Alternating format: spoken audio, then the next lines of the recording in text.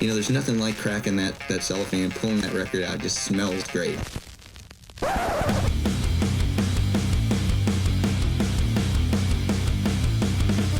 Welcome to BODS Mayhem Hour. Non-stop hardcore energy. I love the show, guys. You're awesome. Unlike any other. With your host, John the Bod, a.k.a. the Bod Father. Man, this stuff rocks. The views and opinions of the guests do not necessarily reflect the views and opinions of BODS Mayhem Hour, its staff, affiliates, or sponsors. Parental discretion is advised. Welcome to BODS Mayhem Hour. Hi everybody, this is Marianna from Project Renegade, and you're listening to BODS Mayhem Hour. Hey everybody, welcome to BODS Mayhem Hour. I'm your host, John the Bod, aka the Bod Father, and as always, I'm bringing you guys and gals awesome interviews. Today I have Greek modern metal band Project Renegade. They have released their sophomore album entitled Ultra Terra via Pavement Entertainment. Ultra Terra is a follow-up to the band's 2019 debut album entitled Order of the Minus. Check out singles Bloodwitch and Token. And today I welcome Marianna, vocalist of Project Renegade. So welcome to the podcast, and how you doing? Hello, nice to meet you. I'm doing fine. Right now we are starting the vacation period here, so I'm really excited to have a break. How excited are you all to have the sophomore album entitled Ultra Terra out now? And did the album turn out exactly the way you guys wanted it to? I think, first of all, we are really excited and kind of relieved also, because we were sitting on that album, on that music for a long period of time, because we wrote the whole album during the quarantine period for COVID.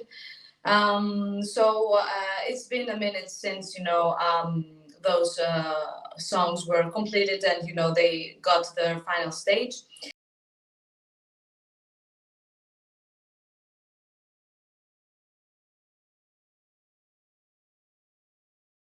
And I think that not only did the album, meet our expectations, I think it surpassed them, because we were able to just, write and focus on writing, which is something that we do not usually have the luxury to do. And it was one of the fortunate, things that the pandemic brought, that the musicians actually had the time to, just write music and just focus on that. So it was a total different experience than what we did on Order of the Minus. It was really fun because, when you hit that creativity point, when, everything just starts flowing and, you're always in the mood to create and to write stuff. It's a very, it's a very happy and pleasant feeling for, I think, every artist in every art form. So we had the luxury to just do that. And also, I think we're, more unfiltered due to the fact that, we were just, focused on doing that. So, every emotion, every thought, everything that, that we had in our minds, we were able to just put that into our music and reflect that on our album. So yeah, I think it turned out really well. And we got to experiment with different styles. We also worked with our favorite producer, Forster Savo, for mixing and mastering. Once again, we were able to go in depth with him for the sound that we want to have from this album. So yeah, we are really excited that the music is finally out there for everybody to enjoy. But how difficult was that for you all to sit on this album and be like, we can't tour, we can't put it out? I mean, it had to be really frustrating. Yeah. The fact that we put out Order of the Minus in October 2019, it was devastating for us, because right, when you are about to start promoting and start touring and start, you're so excited. It was also our first album, our first full-length album to release. And, then the COVID situation hit. It was such a bummer. And we were so, bummed out because of that. And that's why, we were so reluctant to just put out more music during that period, because everything was, so volatile. Everything was, so unsure what's going to happen, how the industry is going to, get out of the situation, how, things are going to, roll, how everything's going to, come back to the kind of normal situation that we're used to. So we had all that, music ready, but we were just, no, not yet. It's not the time. Let's see how the touring is going to, start. Are the festivals going to, in 2022, are they actually going to happen? Because, in 2021, everybody was saying, okay, we will do them, but then, everything got canceled in the end. So it was really, really, really hard.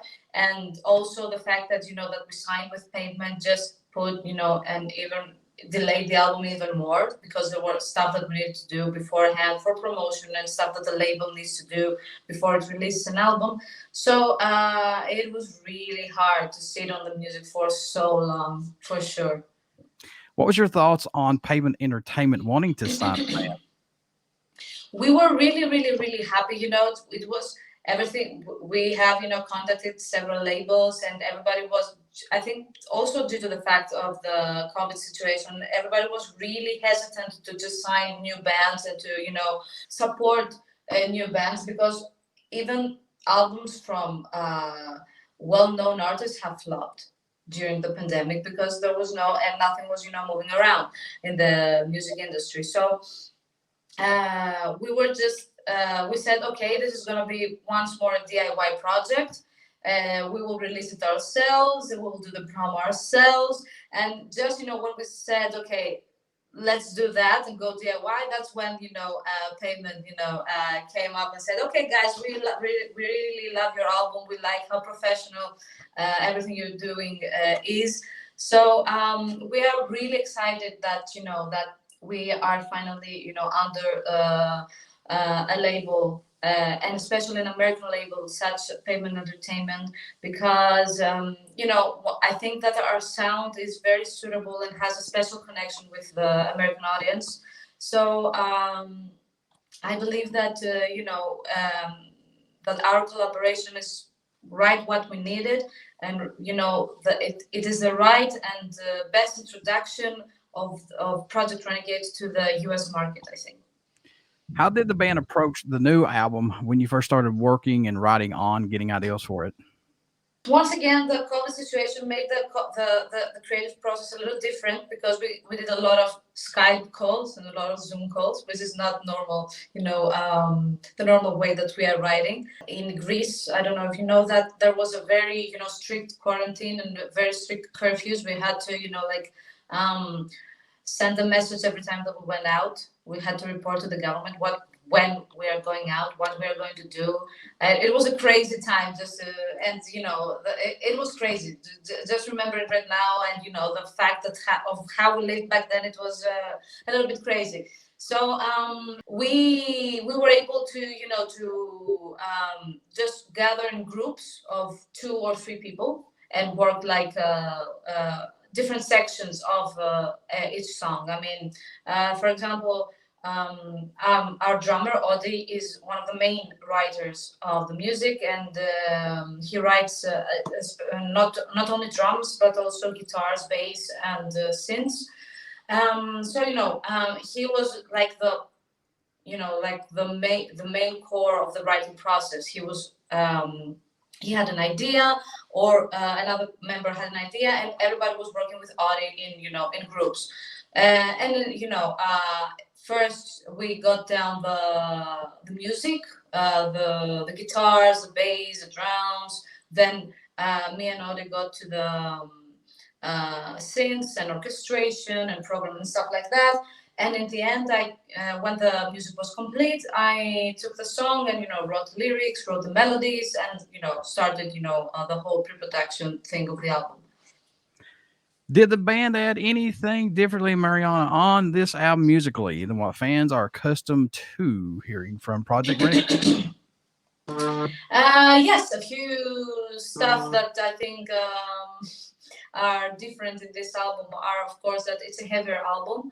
It's an album that it's more relentless. It has faster drumming. It has, more breakdowns. It has, more rhythmic playing from all the instruments. Also, the music is a little bit more complex because right now we are, I think, better players, better musicians, and we have, a better grasp of our instruments. So we were able to push our limits and, to go to the next level and add even more some talent challenges in there. So,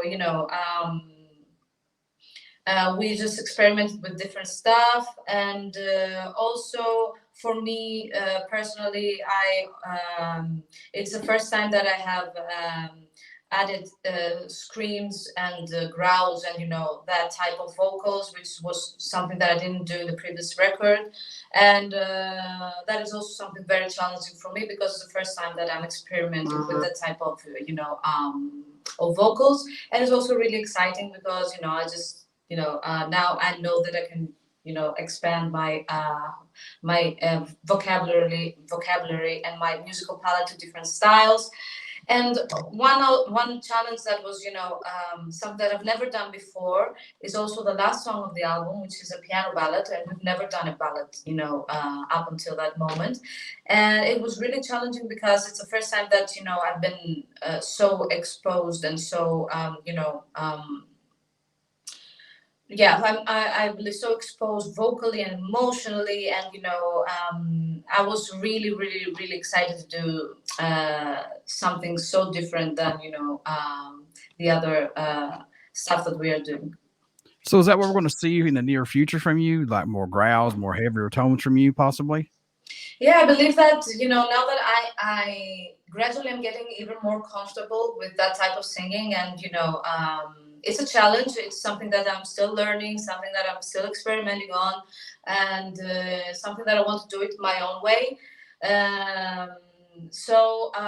But I'm getting even more comfortable, even more confident with it. So yes, I think this will be, if of course the music, is something that it's suitable for the music. Yes, I think it's something that will, it will be even more in the next things to come. How's the fans' feedback been on the release of the new singles, Bloodwitch and Token? What have you seen back, man, that excites you all a lot, these two releases?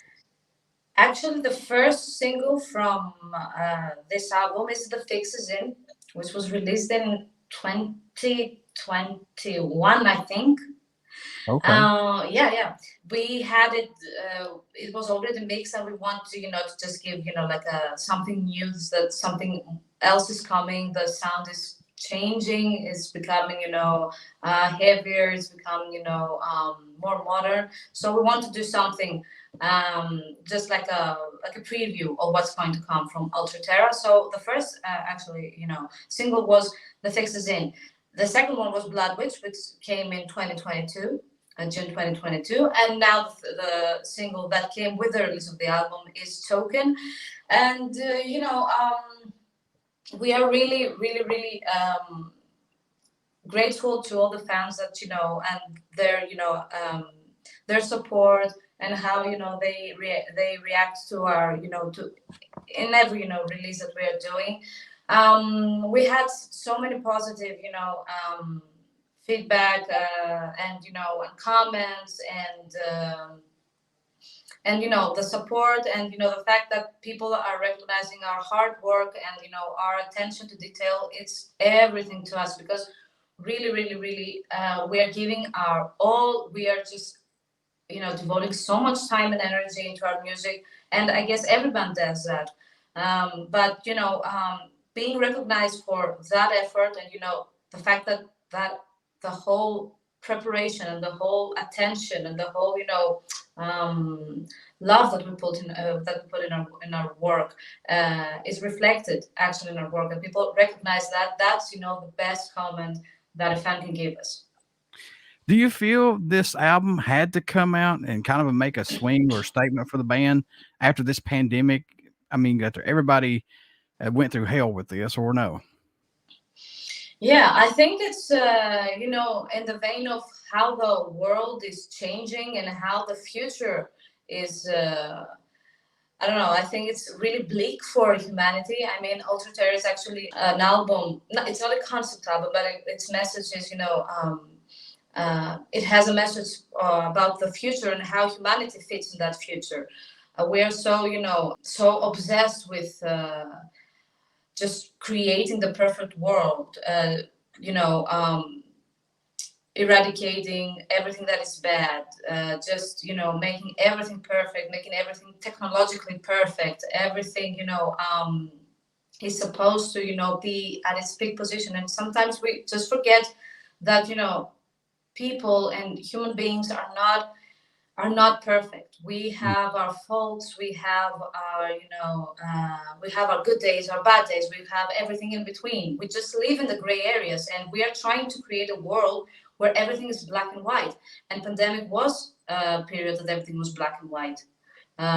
There was nothing in between. And actually a person and humanity and the humanitarian values of our society and the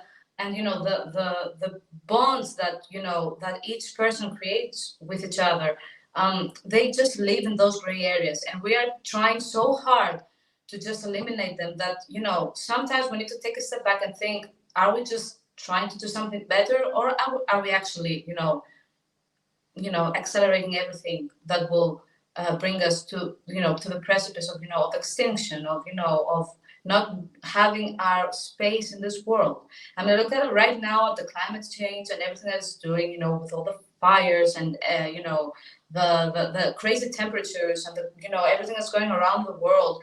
I mean, people should just stop and take a break and think what we are doing right now. And I believe that Ultra Terra and its message is exactly what people need to hear, and not just hear us and accept what we're saying, but just think about it. That's what I think we miss the most as as people of the modern age, that everything is so fast and we don't have the time for anything, and not the attention span for anything. Just take a breath and just consider what we are doing and how that affects the world around us. And I'm seeing all this crazy shit about AI now. I saw where James Hetfield vocals was AI with Slayer, and I was like, you got to be kidding me. No, stop the AI shit. Stop it. Yeah. Stop it.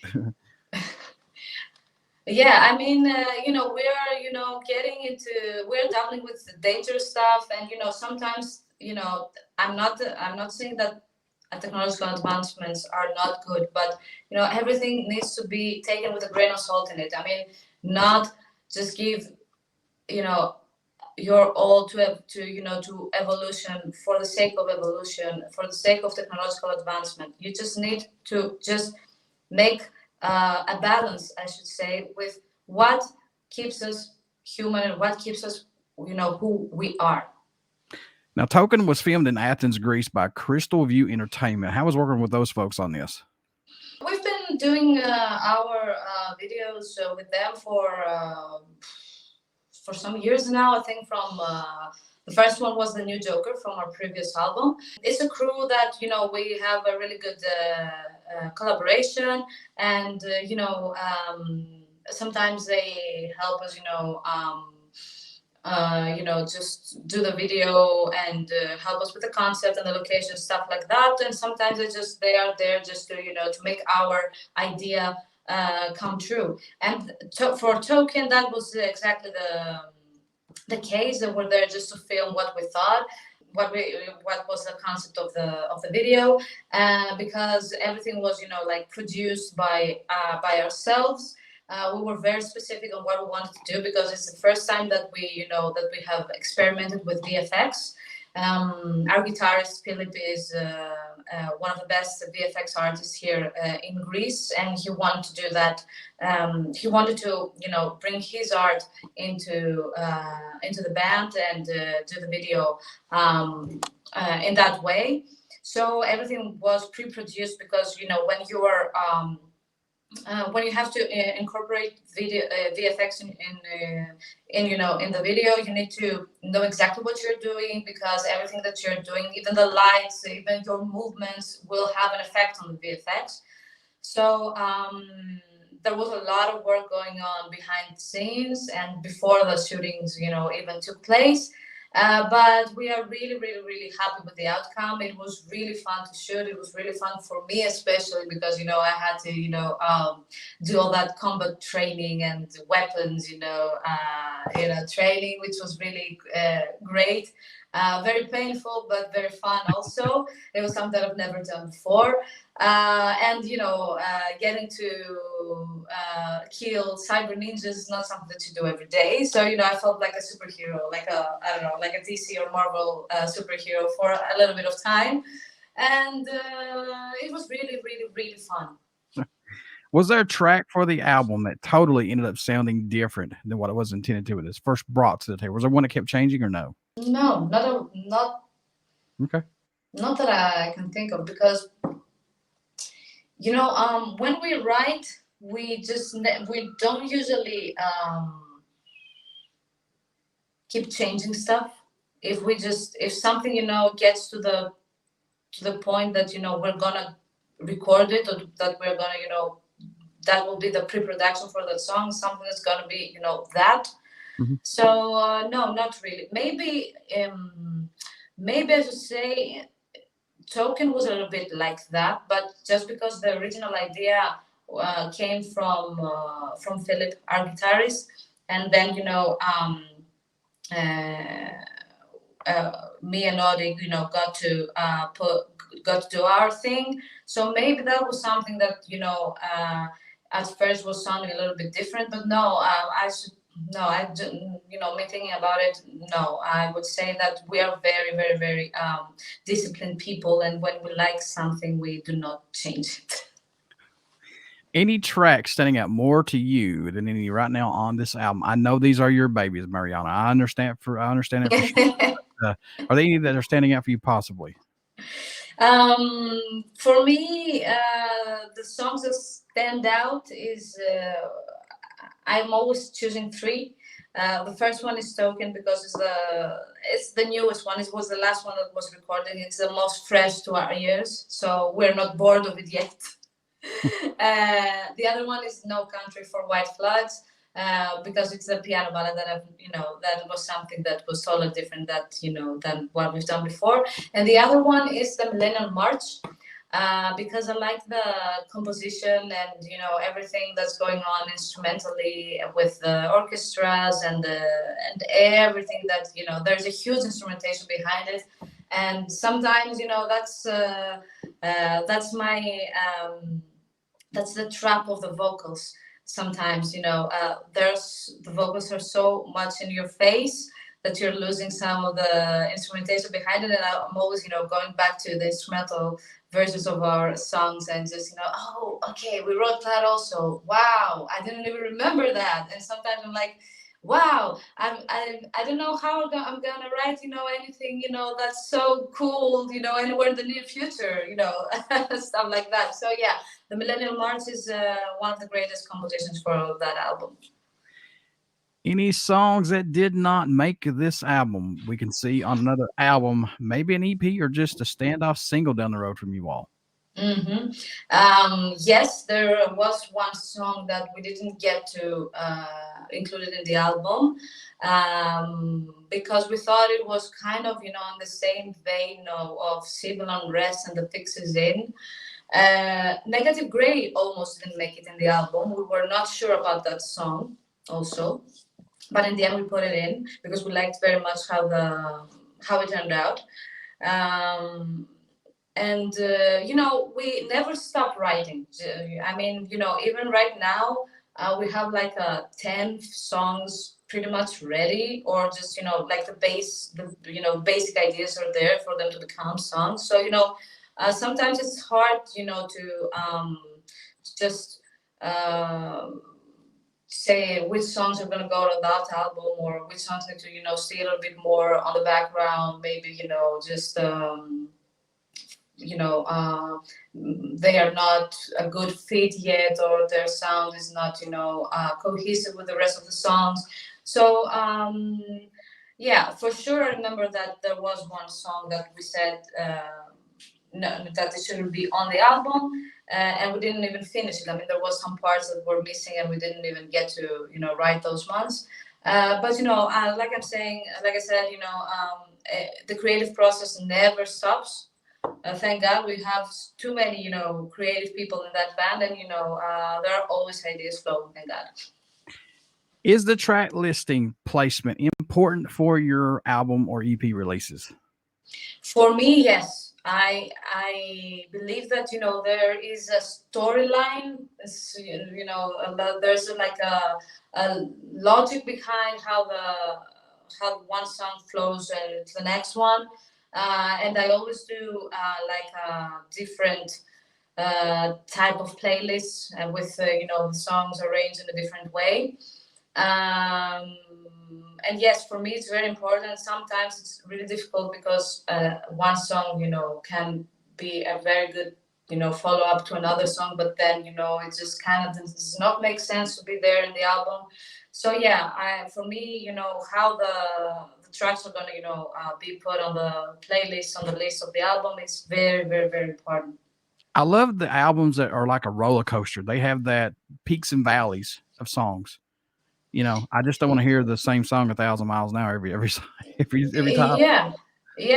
Having dynamics are key, and just hearing the same thing over and over, it's the same tempo, the same the same emotion, and the same aesthetics, just one behind the other, is not actually something that I like. I should not. For me, it needs to be, like in a way that makes sense. But it also is, like you said, it has, like something that is, more up tempo than something slower. Something that is like the cuckoo song of the album. That needs, you never know where to put it. It's just, you need to decide how it's gonna, the song before, how it's gonna, connect with the next one. So yeah, for me, dynamics are key. Even on the same song, dynamics are key. So you will see that there are parts that are way heavy, and then you can have like a release part with some clean guitars and some ambient vocals, or some ambient synths. So yeah, dynamics are key. Who did the album artwork for this awesome album? Also, our guitarist Philipp, who is an amazing VFX artist. There is a story behind there, Okay. because we contacted another artist who does pretty cool covers for other major bands, and he gave us, his idea, and we didn't like it. We tried to. We have discussed what we wanted and how the aesthetics thought that of the cover would be, but it just there was something that that didn't click with that artist, and we had to just put it on the side. It makes a great merch though, and I think sometime in the near future we're gonna have it as merch. And we were just trying to we were discussing among ourselves what we're gonna do, how we're gonna work around that thing. And Philipp, we thought about the idea of like making our symbol the center thing of our cover. And just one day Philipp said, I did that in like half an hour. It was not the final cover, of course, but it was pretty close to that. And we said, okay, that looks really, really, really nice, really cool. It's exactly in the vein of what we had in mind. So we just worked on it a little bit more, and it was like easy. It was the easiest decision that we've ever made. I'm telling you right now, it's cool. It reminds me of something of like Static X would put out, or something like Power Man 5000. I mean, the futuristic stuff. I like how you all did this. So if it's I like it so much. It reminds me of like like a chip being created that way. That chip has like our symbol. So I like it very, very, very much. So we're going to throw out Project Renegade out on these next few questions, because I just want to know about Marianna. I want to know about you here. Okay. If you could write an album equivalent to your favorite band's album, which album would that be? That's a hot seater right there. Oh, I have like 5 already in my mind. Mm, I'm the same way. There's like 3 or 4. okay. Hybrid Theory. Good one. From Linkin Park. Linkin Park, yeah. It's something from Korn. It has to be something from Korn. I cannot. Maybe the first one. Korn. From Korn, yeah. Because I also love the stories behind the production and the it's kind of becoming like a new metal myth with Ross Robinson. Everything that went behind the scenes, and that should choose a. There's definitely a Slipknot album somewhere, in my mind. Maybe Iowa, but I'm not so sure. And I should choose a classic also.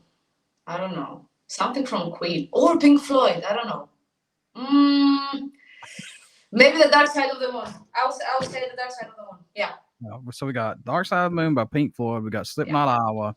We've got Korn self-titled, and we got Hybrid Theory by Linkin Park. Not bad. Not bad at all. Not bad. Good flavor of music there. Thank you. Thank you very much. What's been your most memorable show that the band has been a part of that you still can't believe that it's happened, that you guys are still part of it, if it's happened already? Yeah, it's happened already. At least, up until now. We played with Evanescence back in 2019 in Ukraine, in Kiev. It was an amazing experience. We were the special guests on the show, and it was amazing because, Evanescence was one of my main influences growing up.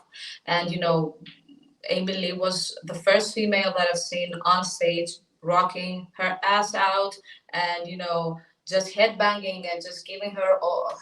And I didn't even know that, women could do that, up until that point. So she was a really, huge role model for me growing up. And, getting to share the stage with your heroes is like such a transcendental experience.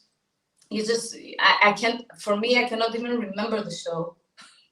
I just watched the videos because I think there was, it was so huge in my mind. So, I don't remember like pretty much anything from, when I was on stage, but I remember backstage though. And, not only, being on the same stage with one of the people that you admire most, but also, getting to know Emily afterwards was amazing. And how the fact that, all of the band was so down to earth, it was really surreal, because sometimes, they say do not meet your heroes, and that actually is true in some occasions, but not this one. And it was an amazing experience. The crowd was crazy. It was like 5,000 people there. I think it's one of the biggest crowds that we've ever played up until now. And it was like it was a perfect day and a perfect show for me. I hope there are even more. I got to know this. I know you had songs growing up that affected you, that gave you inspiration, that pulled you through tough times. But now you guys are on that hot seat. How does that feel when somebody comes to you and says, hey, this song helped me out to a tough time, or this song gives me inspiration, or they just take your songs and they interpret it in their own way? How does that feel to this day for you all? For me, that is so surreal. Every time that, that a fan, that a person comes up and says that, your song helped me go through that. Even, for example, during the pandemic, we made a quarantine acoustic version of one of our songs, Respirator. And there were people who were sending us, your song is helping me so much right now with the whole situation. It's just, such a huge relief to hear you guys in that song and, helping me get through that, because there was a lot of, there was a lot of bad times during that period for a lot of people, and it was so fulfilling to see that our music can touch people the same way that the music that we were listening to when we were kids and when we were growing up, that was helping us through our difficult times, that now that we can do the same for other people, because in the end, that's why we are playing music. We are playing music because we want to be there for people. We want to be their sanctuary, their safe space, their family. We want to be that helping hand that gets them through dark times. That is the only reason why we are doing what we are doing right now, and it's why we love music so much, because it has that effect on people. It has that it's always a friend. It's always there for you, and it can get you through so many times. And every time, people just come and say that, it's just the biggest honor for us, and it just helps us and it gives us strength to go on and to just have that effect on people's lives, because this is so important. And that's the meaning and that's the essence of music. And I'm glad you said the key word there, friend. All these bands and their music, man, is your friend. I don't care. You can always turn to them and they'll cheer you up, do whatever that has to do for you, whatever it does for you. Yeah. I mean, for me, it has always been like that. Mostly in my teenage years, I would like just just go to bed and just put my headphones and listen to music, because I felt that I was not alone in that way. And that is the most important thing, that music makes you feel not alone in this world, and that's what we want to do. Yeah. And you're not an outcast. I've seen so many people say that I didn't feel like an outcast. I mean, you're not an outcast. No matter who you are, you're not an outcast. Whoever says you are, they're full of crap. Yeah. They're jealous of you, of what you're doing. You're doing something that they want to do, but don't have the gumption to do it. So you're not an outcast. None of you at all. For sure. All right, folks. Project Renegade, they've released their sophomore album entitled Ultra Terra via Pavement Entertainment. It's out. Go get it, pick it up, check out all their singles, all that good stuff. So, Marianna, how can folks stay in touch with Project Renegade, buy this new album, everything under the sun from Project Renegade? How can they do that? You can stream, of course, our album on all of the digital platforms: Spotify, Apple Music, Deezer, whatever is your choice. You can keep in touch with us in our socials: Facebook, PREN Band, Instagram and TikTok, Project Renegade Official. We always respond to messages. Just if you want to drop us like a comment or a line, or just say hi, don't hesitate. We will for sure reply to you. And of course, if you want to buy our merch, you can find it on our Bandcamp page. And support the band, support the artists, and just remember that we are doing this for you, so your support is like the most important thing in the world for us. And I'm going to have all these links in the description in this interview. When it drops, everything's going to be right there, so nobody can't say I don't know where to go get it. You just hit show more and it's there. It's mind-blowing. It's mind-blowing. It's internet these days, folks. Everybody stick around. We got some great stuff coming up. You only hear these interviews right here on BODS Mayhem Hour. Please go out, check out our Facebook page. It has our podcast link and our YouTube link that you guys want to go subscribe to. If you like what I'm doing, then you better go do it. Just go do it. And pick up Project Renegade's new album entitled Ultra Terra via Pavement Entertainment. It's out right now, folks. Please go give this band a fair shot. Pick up their old stuff. All these singles, everything for Project Renegade. And I guarantee you'll like these guys and gals on here. So, Marianna, thank you so much for doing the interview. And I wish you all nothing but the best of luck. Thank you, too. It was an honor.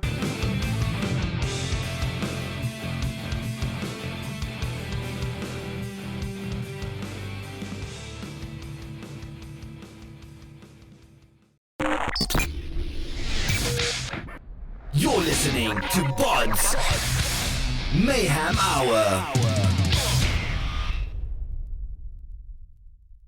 Follow us on Facebook, Twitter, and Instagram.